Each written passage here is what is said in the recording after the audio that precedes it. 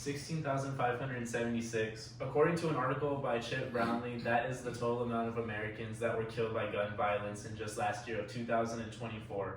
While it is just a 12% decrease from the amount of people that were killed before that, it is still a significantly high number, and even if it is a small percentage, it is still about life and death. And why would people care about something like this? It is because, like I said, it has to do with life and death, and that it can happen in any instance, and you just never know what moment gun violence could happen, because of the fact that it will affect your life and anyone else's life forever. And why would someone like me care?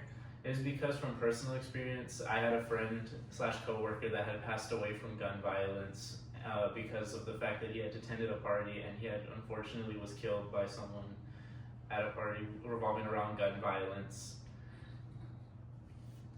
The significant problem of gun violence caused by the misuse of lethal arms may be solved by changing the requirement to carry arms. First, we must address the significance of the problem.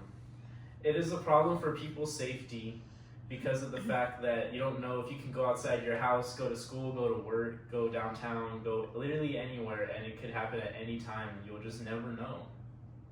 According to the Pew Research Center, 60% of all Americans claim that it is a big problem in the US, and over 62% of all Americans claim that it'll just keep increasing over the years, and which is why that is like over half of the population, so you just have to take that into mind that this is significantly a much bigger problem than anyone else will probably claim that it is. Who is impacted by this?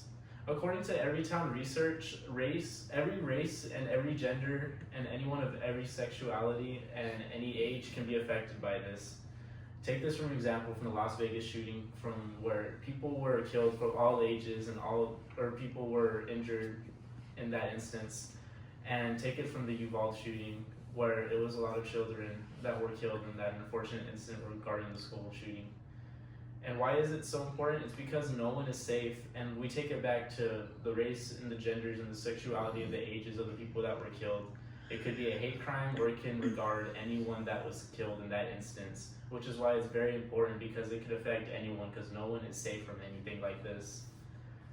David Lawler had said in an article, at the Harvest Music Festival, over 60 people ended up dead at the Las Vegas shooting, and 850 people were injured by one person alone.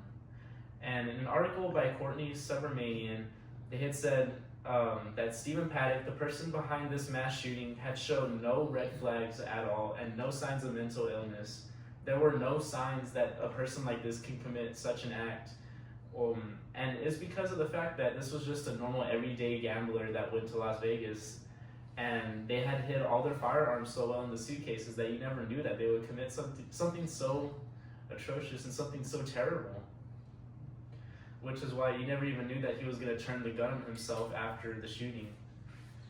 And let's talk about the main cause of all this.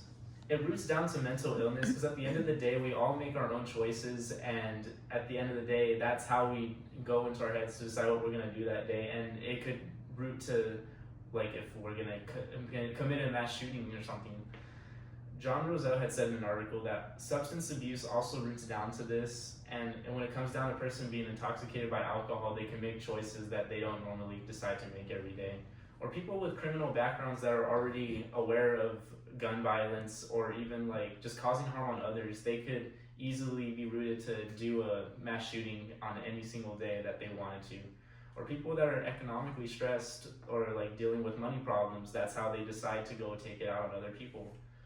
According to an article by Hubert E. Sokin, they could also be rooted from poor education or people that are exposed at a very young age regarding gun violence, because of the fact that nowadays it's so easy to access a gun, unbelievably easy, to the point where people that shouldn't have a gun unfortunately do own a gun. Or individuals that do own guns, like they own them for purpose of not just protecting themselves, but because of the fact that they want to commit harm on others. And individuals regard mental health as the reason to choose gun violence, because of the fact that that's what they root it down to at the end of the day when it comes to when they want to make choices. and I want to explain how there could be a solution to this problem.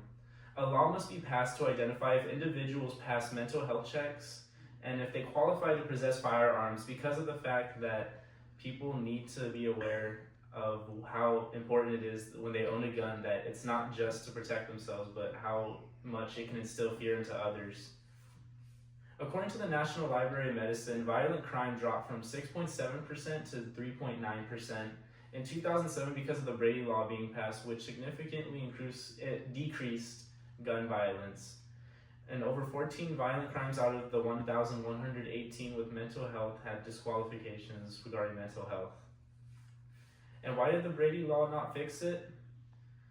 It's because of the fact that over the years, different problems happen and the media decides to silence certain problems to the point where they make some problems not as important as others, or the fact that they just decide to ignore what is going on nowadays, and which is why it could be a big possibility on why we had spiked a very big number in school shootings or just any mass shootings in general.